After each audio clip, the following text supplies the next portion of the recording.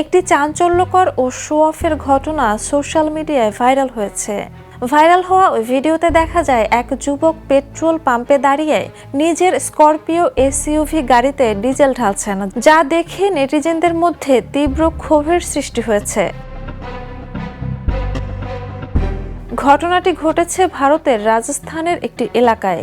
ভিডিওতে স্পষ্টভাবে দেখা যায় যুবকটি পাম্পের পাইপ থেকে সরাসরি ডিজেল ঢালছেন নিজের গাড়িতে এবং আশেপাশে থাকা একজন পুরো ঘটনা ধারণ করেছেন। স্থানীয়রা এই ধরনের জ্বালানির অপচয় এবং পেট্রোল পাম্পে দাহ্য পদার্থ ব্যবহারকে মারাত্মক ঝুঁকিপূর্ণ বলে সমালোচনা করেন।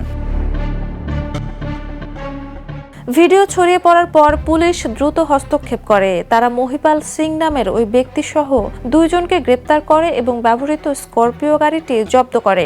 কর্তৃপক্ষ জানিয়েছে, সোশ্যাল মিডিয়ার জন্য এমন কাজ বিপজ্জনক এবং জননিরাপত্তার জন্য হুমকিস্বরূপ। পাশাপাশি এটি মানুষকে ভুল বার্তা দেয়।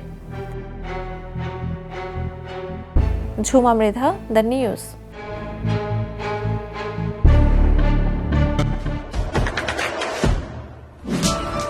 দেশে দেশে সবার সাথে দ্য নিউজ।